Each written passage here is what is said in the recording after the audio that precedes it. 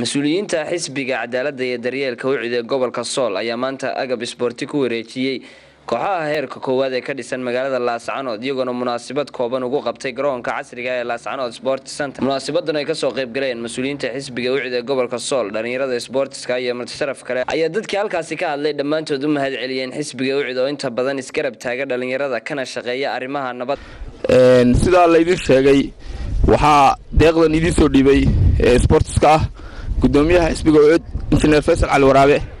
runtii ujeedada koowaadna waxay ahayd dhiirigelin iyo isdhexgalka dhalinyarta iyo inaad idinku aad ku tababarataan aqoontiina xirfadeed ee kubaddana aad kor u qaadaan si heer gobol iyo heer degmo iyo heer qaranba aad meel fiican uga gashaan. runtii aad baan uga mahad celinayaa gudoomiyaha xisbiga wicid Faysal Cali Waraabe.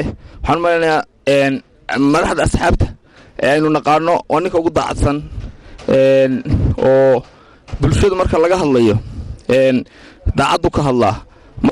marka idinkuna la idinka rabo inaad cadna intaad qaadataan maaliyadii hadhowna aad codkiinni aad guryaha xidhataan aydin codayn.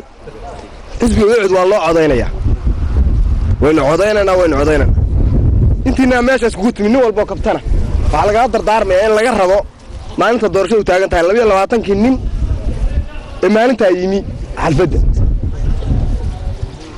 aad iyo aad bay u mahadsantahay cid gudoomiyaha gobolka cid maxamed aflaharna aad iyo aad buu isna u mahadsan yahay. aad ayaan ugu mahad celinayaa xisbiga wicid iyo sportigu waa waxyaabaha dhiirigeliya horumarka iyo qabyaalad la'aanta. waxbarashadana aad iyo aad ayay u kaabtaa bulshada reer Laascaanood.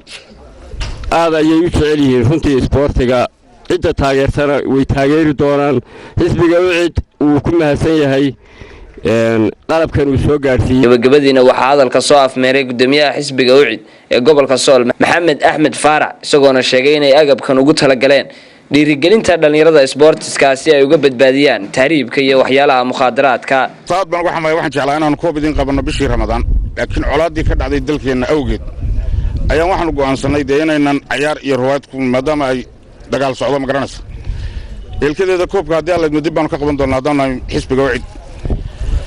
waxaan kaloo idin sheegayaa maxay ahayd toonimayow dhalinyaradu waxyaalaha colaadda iyo maxay ahayd joojin kara waxaa ka mid ah isdhexgalka bulshada oo sportiga kow ka yahay.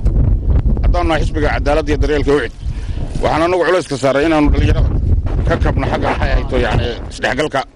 kooxaha kale ee adigu haddeerto aan liiskan ku jirin waa dhowr iyo 10 baa la sheegay seere aad iyo magaranaysa kooxahaas heerka koowaad.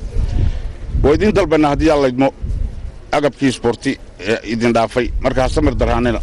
Samiir Saciid Bile, Bulsha TV, Laascaanood.